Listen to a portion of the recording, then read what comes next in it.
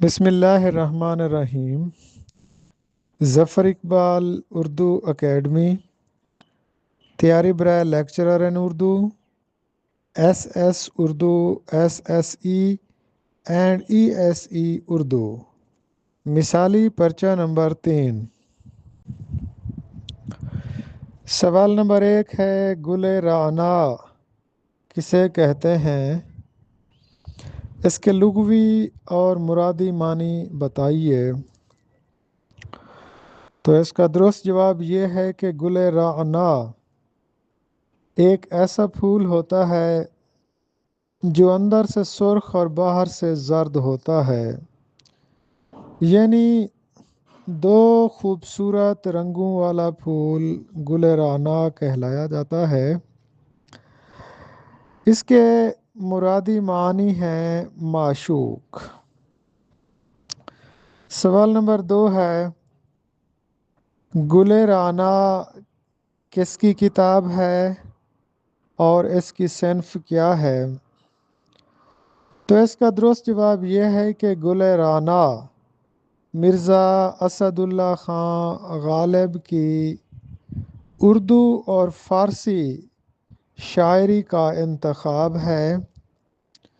یہ انتخاب مرزا اسد اللہ خان غالب نے خود کیا تھا، اور یہ انتخاب انہوں نے مولوی سراج الدین احمد کی فرمائش پر کیا تھا۔ سوال نمبر 3 ہے، درست تلفظ بتانا ہے۔ درست تلفظ ہے جلا وطنی، ہم اس کو بولتے ہیں جلا وطنی۔ یہ وطن بھی نہیں ہے بلکہ وطن لفظ ہوتا ہے، اور جلا بھی نہیں ہے بلکہ یہ جلا ہوتا ہے۔ تو درست تلفظ ہے جلا وطنی۔ سوال نمبر 4 ہے، ایک لفظ کا درست تلفظ بتانا ہے۔ مسافت، عام حالات میں ہم اس کو مسافت پڑھتے ہیں، جو کہ درست نہیں ہے۔ اس کا درست تلفظ ہے مسافت، میم پر زبر ہے اور فے پر بھی زبر ہے، مسافت۔ تو اس کا درست تلفظ ہے مسافت۔ اسی طرح ایک اور لفظ ہے، اس کو بھی ہم غلط ادا کرتے ہیں، اس کو ہم ورم پڑھتے ہیں، جبکہ درست تلفظ ہے ورم۔ چھٹا سوال، یہ بھی درست تلفظ بتانا ہے۔ ایک لفظ ہوتا ہے نام و نصب، ہم اس کو نام و نصب پڑھتے ہیں، جو کہ غلط ہے۔ درست تلفظ ہے نام و نصب۔ ساتویں معروضی بھی درست تلفظ بتانا ہے، ہم اس کو پڑھتے ہیں ناخلف، جبکہ درست تلفظ ہے ناخلف۔ آٹھویں معروضی بھی درست تلفظ بتانا ہے۔ ایک لفظ ہوتا ہے کوڑا کرکٹ، ہم اس کو کوڑا کرکٹ پڑھتے ہیں، جبکہ درست تلفظ ہے کوڑا کرکٹ۔ تو گل رعنا ایک پھول جو اندر سے سرخ اور باہر سے زرد ہوتا ہے، مراد ہے معشوق۔ گل رعنا مرزا غالب کے ہاتھوں کیا ہوا اردو اور فارسی کا انتخاب ہے۔ یہ انتخاب انہوں نے مولوی سراج الدین احمد کی فرمائش پر کیا تھا۔ درست تلفظ ہے جلا وطنی، درست تلفظ ہے مسافت، درست تلفظ ہے ورم، درست تلفظ ہے نام و نصب، درست تلفظ ہے ناخلف، درست تلفظ ہے کوڑا کرکٹ۔ سوال نمبر 9 ہے، درست تلفظ بتانا ہے۔ ایک لفظ ہے پرخچے اڑنا، ہم اس کو ادا کرتے ہیں پرخچے اڑنا، جبکہ یہ لفظ پرخچے اڑنا نہیں ہے، بلکہ اس کا درست تلفظ ہے پرخچے اڑنا، پرخچے اڑنا۔ سوال نمبر 10 بھی ایک درست تلفظ بتانا ہے لفظ کا۔ عام طور پر ہم لفظ جہالت پڑھتے ہیں، جبکہ درست تلفظ ہے جہالت، جیم پر زبر کے ساتھ۔ اسی طرح ایک اور لفظ کا درست تلفظ بتانا ہے۔ ایک لفظ ہے حجم، ہم اس کو حجم پڑھتے ہیں یا حجم پڑھتے ہیں، جبکہ اس کا درست تلفظ ہے حجم۔ سوال نمبر 12 ہے، اکادمی بازیافت کا ادارہ کہاں واقع ہے؟ تو اس کا درست جواب یہ ہے کہ اکادمی بازیافت کراچی میں واقع ہے۔ یہ لفظ اکادمی دراصل اکیڈمی کا اردو ترجمہ ہے۔ اکیڈمی کا مطلب ہوتا ہے مدرسہ، بیت العلوم، دارالفنون، وہ مدرسہ جس کی حیثیت ابتدائی اسکول سے بڑی اور کالج سے کم ہو، اعلیٰ تعلیم کی درسگاہ۔ اکیڈمی یونانی زبان کا لفظ ہے۔ اکیڈمی دراصل اس ادارے کا نام تھا جہاں افلاطون جیسا عظیم مفکر تعلیم دیتا تھا۔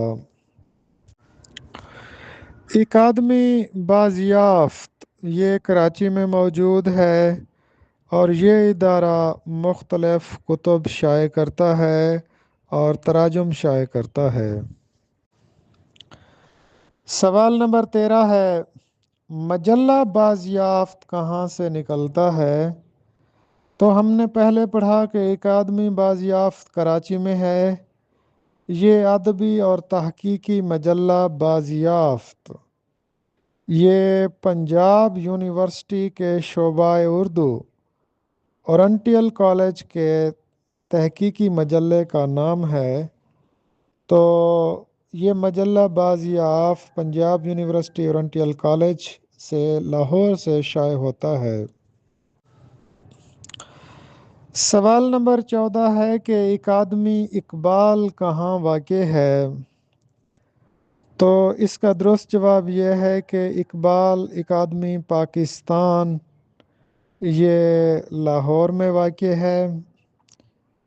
یہ ادارہ 1951 کو قائم کیا گیا۔ اس ادارے کا مقصد شاعر اور فلسفی ڈاکٹر علامہ محمد اقبال کی تعلیمات کا مطالعہ، فروغ اور پھیلانا ہے۔ یہ 1951 سے 1960 تک کراچی میں قائم رہا، لیکن پھر بعد میں 11 اگست 1960 کو دارالحکومت کراچی سے جب اسلام آباد منتقل ہوا تو یہ ادارہ بھی لاہور میں منتقل ہو گیا تھا، اور 1976 میں پھر اقبال اکادمی کا دفتر ڈاکٹر علامہ محمد اقبال کی رہائش گاہ جاوید منزل کے قریب منتقل ہو گیا تھا۔ اور اسی طرح 1966 میں اس وقت کے وزیر اعظم میاں محمد نواز شریف نے ایوان اقبال کی 6ٹی منزل پر اقبال اکیڈمی کے دفتر کا افتتاح کیا۔ اگر دیکھا جائے تو یہ ادارہ 1951 میں کراچی میں قائم کیا گیا تھا، لیکن بعد میں پھر یہ 1960 میں لاہور منتقل ہو گیا تھا، اور اس کے بعد 1962 کے ایک آرڈیننس میں اس کو باقاعدہ عملی طور پر ایک سرکاری ادارہ قرار دے دیا گیا، اور اس ادارے کا بنیادی مقصد اقبال شناسی کو فروغ دینا تھا۔ مجلہ اقبال ریویو کہاں سے شائع ہوتا ہے؟ تو اس کا درست جواب یہ ہے کہ ابھی ہم نے اقبال اکادمی پاکستان کے متعلق پڑھا۔ تو یہ اقبال اکادمی کا ایک ادبی مجلہ ہے، یہ انگریزی زبان میں شائع ہوتا ہے اور یہ 6 ماہی مجلہ ہے۔ ابتدا میں اقبال ریویو اپریل 1960 میں کراچی سے شائع ہوا، پھر اس کے بعد یہ لاہور سے شائع ہونے لگا۔ 2009 میں اس کا آخری شمارہ اپریل 2009 میں منظر عام پر آیا۔ ادبی مجلہ اقبال ریویو کے پہلے مدیر محمد رفیع الدین تھے۔ سوال نمبر 16 ہے، اکادمی ادبیات کا ادارہ کہاں واقع ہے؟ تو اس کا درست جواب یہ ہے کہ اکادمی ادبیات پاکستان، جس کو PAL بھی کہا جاتا ہے، پاکستان اکیڈمی آف لیٹرز بھی اس کو کہا جاتا ہے، یہ ذوالفقار علی بھٹو نے 1 جولائی 1976 کو اسلام آباد میں قائم کیا تھا اور اس کی موجودہ صدر نشین ڈاکٹر نجیبہ عارف ہیں، اور اس کے ادبی مجلے کا نام ادبیات ہے۔ بنیادی طور پر یہ ادارہ پاکستانی زبانوں کے فروغ کے لیے قائم کیا گیا تھا۔ سوال نمبر 17 ہے، مجلہ ادبیات کہاں سے شائع ہوتا ہے؟ مجلہ ادبیات یہ ایک ادبی جریدہ ہے، یہ ایک معروف اور معتبر تحقیقی اور ادبی مجلہ ہے۔ یہ اکادمی ادبیات پاکستان اسلام آباد کے پلیٹ فارم سے شائع ہوتا ہے۔ یہ ایک سہمائی ادبی رسالہ ہے۔ اس کے موجودہ نگران ڈاکٹر محمد قاسم بگھیو ہیں اور اس کے مدیر منتظم ڈاکٹر راشد حمید اور اس کی مدیر اعلیٰ نکہت سلیم ہیں، اور اس کے مدیر مشہور ناول نگار اختر رضا سلیمی ہیں۔ یہ ادبیات مجلہ پروفیسر پریشان خٹک نے جاری کیا تھا اور انہوں نے یہ 1987 میں جاری کیا تھا، اور اس وقت اس کے نگران پروفیسر پریشان خٹک تھے اور مدیر اعلیٰ سید ضمیر جعفری تھے، اور اس کے مدیر خالد اقبال یاسر تھے۔ ادبیات کا جب پہلا شمارہ شائع ہوا تو اس میں حفیظ طیب، حجاب امتیاز علی تاج، قدرت اللہ شہاب، جیلانی کامران اور ڈاکٹر جمیل جالبی کے مضامین شامل تھے۔ سوال نمبر 18 ہے، اردو لغت بورڈ کس شہر میں واقع ہے؟ تو اس کا درست جواب یہ ہے کہ اردو لغت بورڈ کراچی میں واقع ہے۔ اردو لغت بورڈ پاکستان کا ایک علمی اور ادبی ادارہ ہے۔ یہ حکومت پاکستان کے ماتحت کام کرتا ہے۔ یہ ادارہ کراچی میں قائم کیا گیا ہے۔ یہ ادارہ 14 جون 1958 کو قائم کیا گیا۔ اس ادارے کا بنیادی مقصد آکسفورڈ ڈکشنری کی طرز پر ایک جامع لغت تیار کرنا تھا، اور اس کا نام ترقی اردو بورڈ رکھا گیا۔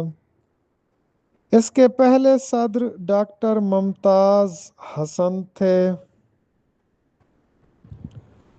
بابائے اردو مولوی عبدالحق، ڈاکٹر ابو اللہ صدیقی، ڈاکٹر فرمان فتح پوری، ڈاکٹر جمیل جالبی اور ڈاکٹر پروفیسر سحر انصاری اور ڈاکٹر رؤوف پاریک اور فہمیدہ ریاض جیسے مشہور اکابرین اردو لغت بورڈ کے سربراہان رہے تھے، اور اردو لغت بورڈ کے موجودہ سربراہ معروف محقق اور شاعر عقیل عباس جعفری ہیں۔ اردو لغت کبیر کو انہوں نے اردو لغت تاریخی اصول پر 22 جلدوں میں شائع کیا ہے۔ یہ لغت 22 جلدوں میں ہے۔ 2010 میں اس کی 22ویں جلد شائع ہوئی، اور اس لغت میں 2,20,000 الفاظ ہیں اور اس لغت کے 20,000 صفحات ہیں۔ اردو لغت بورڈ کراچی سے ایک ادبی رسالہ بھی شائع ہوتا ہے جس کا نام ہے اردو نامہ۔ یہ 1960 سے 1977 تک جاری رہا۔ اس کے بعد پھر یہ 40 سال کی طویل مدت کے بعد دوبارہ اب شائع ہونے لگا ہے۔ سوال نمبر 19 ہے، غالب اکادمی کس شہر میں واقع ہے؟ تو اس کا درست جواب یہ ہے کہ غالب اکادمی کراچی میں واقع ہے۔ سوال نمبر 20 ہے، ادبی مجلہ غالب نامہ کہاں سے شائع ہوتا ہے؟ تو اس کا درست جواب یہ ہے کہ ادبی مجلہ غالب نامہ غالب انسٹیٹیوٹ دہلی سے شائع ہوتا ہے۔ سوال نمبر 21 ہے کہ ادبی دنیا کس شہر سے شائع ہوتا ہے؟ ادبی دنیا یہ لاہور سے شائع ہونے والا ایک قدیم جریدہ تھا۔ اس کو اردو کے نامور ادیب تاجور نجیب آبادی نے جاری کیا تھا۔ یہ 1929 میں اس کا پہلا شمارہ شائع ہوا تھا، اور اس کا آخری شمارہ اپریل 1974 میں شائع ہوا تھا۔ اس کے پہلے مدیر مولانا صلاح الدین احمد تھے۔ ڈاکٹر وزیر آغا اور میرا جی بھی اس کے مدیر رہے تھے۔ حفیظ ہوشیار پوری، مولانا حامد علی خان بھی اس کے مدیر رہے تھے، اور اس کا آغاز 1929 میں ہوا تھا، اور 1964 میں مولانا صلاح الدین کی وفات کے بعد یہ جریدہ زوال پذیر ہوتا چلا گیا، اور اپریل 1974 میں یہ بند ہو گیا تھا۔ سوال نمبر 22 ہے، ماہیہ میں مصروں کی تعداد کتنی ہوتی ہے؟ ماہیہ میں مصروں کی تعداد 3 ہوتی ہے۔ سوال نمبر 23 ہے، اردو کے پہلے دوہا نگار کون ہیں؟ ڈاکٹر سید عبداللہ کے بقول خواجہ دل محمد اردو کے پہلے دوہا نگار ہیں۔ اردو کا تلسی داس خواجہ دل محمد کو کس نے کہا؟ تو اس کا درست جواب یہ ہے کہ اردو کا تلسی داس خواجہ دل محمد کو عبد المجید سالک نے کہا۔ سوال نمبر 25 ہے، وہ کون سی نظم ہے جو تمام عروضی پابندیوں سے آزاد ہوتی ہے؟ تو اس کا درست جواب یہ ہے کہ نثری نظم وہ نظم ہے جو تمام عروضی پابندیوں سے آزاد ہوتی ہے، یعنی اس میں بحر، قافیہ، ردیف کی کوئی پابندی نہیں ہوتی، اس میں صرف ایک آہنگ ہوتا ہے۔ سوال نمبر 26 ہے، بلینک وارس کو اردو میں کیا کہا جاتا ہے؟ تو اس کا درست جواب یہ ہے کہ بلینک ورس کو اردو میں نظم معرہ کے نام سے پکارا جاتا ہے۔ نظم معرہ ایسی نظم ہوتی ہے جس میں قافیہ اور ردیف کی پابندی نہیں ہوتی مگر تمام مصرے ایک بحر میں ہوتے ہیں۔ سوال نمبر 27 ہے فری ورس۔ فری ورس جس کو اردو میں آزاد نظم کہا جاتا ہے۔ سوال نمبر 28 ہے دو تہوں والا یہ شاعری کی کون سی صنف ہے؟ تو اس کا درست جواب یہ ہے کہ دو تہوں والا یہ شاعری کی ایک قسم ہے مثنوی۔ سوال نمبر 29 ہے شاعری کو ذریعہ عزت نہیں سمجھتے تھے، تو یہ کہنا ہے مرزا اسد اللہ خان غالب کا۔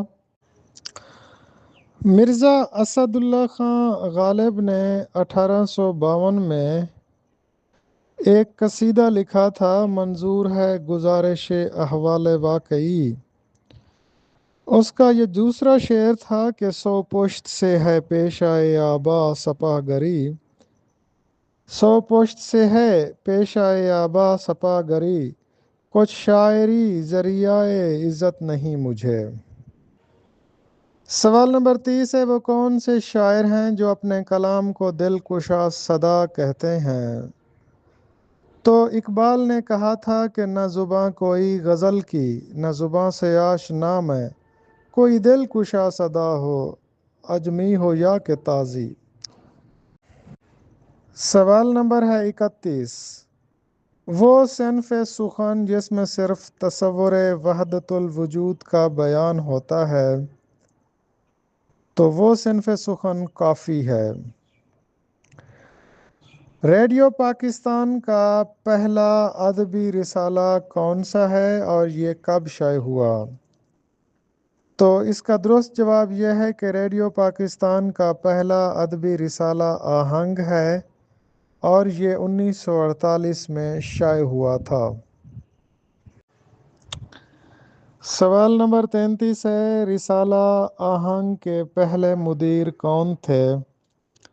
تو اس کا درست جواب یہ ہے کہ رسالہ آہنگ کے پہلے مدیر مشہور افسانہ نگار غلام عباس تھے۔ سوال نمبر 34 ہے مردم دیدہ اس کا کیا مطلب ہے؟ مردم دیدہ کا مطلب ہے آنکھ کی پتلی۔ استقامت پسند شخصیت کو بھی مردم دیدہ کہا جاتا ہے۔ مردم دیدہ کس کی کتاب ہے اور اس کی صنف کیا ہے؟ تو اس کا درست جواب یہ ہے کہ مردم دیدہ چراغ حسن حسرت کے خاکوں کا ایک مجموعہ ہے اور اس میں کل 7 خاکے ہیں۔ سوال نمبر 37 ہے اقبال نے پہلی ملازمت کس حیثیت سے کی تھی؟ تو اس کا درست جواب یہ ہے کہ اقبال کی جو پہلی ملازمت تھی وہ عربک ریڈر کے طور پر ہوئی تھی۔ سوال نمبر 38 ہے وہ کون سے شاعر تھے جنہوں نے ایک لبنانی خاتون سے شادی کی تھی؟ تو اس کا درست جواب یہ ہے کہ فیض احمد فیض وہ شاعر تھے جنہوں نے لبنانی خاتون ایلس سے شادی کی تھی۔ سوال نمبر 39 ہے مراختہ ریختہ کے مشاعرے کو مراختہ کہا جاتا ہے۔ مراختہ کے مشاعروں کا آغاز میر تقی میر کے سوتیلے ماموں سراج الدین علی خان آرزو نے کیا تھا، تو مراختہ کے بانی ہیں خان آرزو۔ اسی طرح مناظمہ ایسی نظمیں جو کہ موضوعاتی ہوں، کسی خاص موضوع پر لکھی جانے والی نظموں کے مشاعرے کو مناظمہ کہتے ہیں، اور مناظمہ کے بانی ہیں مولانا محمد حسین آزاد۔ سوال نمبر 41 ہے، مسالمہ کسے کہتے ہیں اور اس کے بانی کون ہیں؟ تو اس کا درست جواب یہ ہے کہ محرم الحرام میں سلام کی محفل کو مسالمہ کہا جاتا ہے اور اس کے بانی ہیں میر انیس۔ سوال نمبر 42 ہے، نظمانہ کے بانی کون ہیں؟ تو اس کا درست جواب یہ ہے کہ نظمانہ کے بانی ہیں محسن بھوپالی۔ نظمانہ جدید صنف نظم ہے۔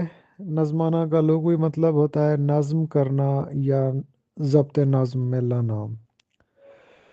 اصطلاح میں نظمانہ وہ صنف نظم ہے جس میں کسی کہانی یا مختصر افسانے کو نظم کیا جاتا ہے۔ نظمانہ افسانے کی منظوم شکل ہے۔ دراصل نثر میں نظم کا سا اختصار پیدا کرنا یہ کچھ شاعروں کا آدرش رہا ہے۔ اسی کوشش میں یہ نظمانہ وجود میں آئی اور نظمانہ ہم کہہ سکتے ہیں کہ ترقی پسند تحریک کی وجہ سے ہی وجود میں آئی۔ ہر چند مناظمے کو دیگر شاعروں مثلاً منیر الدین احمد، نجمہ تسنیم، غزل جعفری اور عظیم راہی نے بھی برتنے کی کوشش کی، مگر ان سب میں بڑا نام محسن بھوپالی کا ہے، جن کا ایک شعری مجموعہ 1975 میں مناظمے کے نام سے منظر عام پر آیا۔ ایک نظمانہ ہے جس کا عنوان ہے بھائی چارہ۔ تمام انسان ہیں، ٹھہریے گا یہ کیسی دستک ہے، دیکھاؤں میں کل سے بھوکا ہوں، راہ للہ ایک روٹی۔ عجیب ہو تم، یہ کیا طریقہ ہے، کچھ نہیں ہے، چلو یہاں سے، بھلا سا موضوع گفتگو تھا۔ ہاں لو یاد آیا، میں کہہ رہا تھا تمام انسان ہیں ایک اکائی، تمام انسان ہیں بھائی بھائی۔ سوال نمبر 43 ہے، تروینی کے بانی کون ہے؟ تو اس کا درست جواب یہ ہے کہ تروینی کے بانی گلزار ہیں۔ تروینی 3 مصروں کی ایک نظم ہوتی ہے، یہ مثلث یا ہائیکو نہیں ہوتی۔ تروینی 3 ندیوں کے سنگم کو کہا جاتا ہے، گنگا، جمنا اور سرسوتی۔ وہ میرے ساتھ ہی تھا دور تک، مگر ایک دن جو مڑ کر دیکھا تو وہ دوست میرے ساتھ نہ تھا، پھٹی ہو جیب تو کچھ سکے کھو بھی جاتے ہیں۔ یہ ایک مشہور تروینی تھی۔ سوال نمبر 44 ہے، آزاد غزل کے بانی مظہر امام ہے۔ سوال نمبر 45 ہے، کینٹو کے بانی جعفر طاہر ہیں۔ سوال نمبر 46 ہے، معرہ نظم کے بانی عبدالحلیم شرر ہیں۔ سوال نمبر 47 ہے، اقبال نے مجذوب فرنگی کہا نیتشے کو۔ سوال نمبر 48 ہے، اقبال نے فلسفہ زدہ سید زادہ کہا پطرس بخاری کو۔ سوال نمبر 49 ہے، غالب خستہ کے بغیر، یہ ایک مشہور کتاب ہے جس کے مصنف ہیں غلام احمد فرقت۔ سوال نمبر 50 ہے، میر تقی میر نے سب سے پہلی ملازمت کس کے ہاں کی؟ تو اس کا درست جواب یہ ہے کہ میر نے اپنی پہلی ملازمت نواب شمشاد الدولہ کے ہاں 30 روپے ماہوار میں کی۔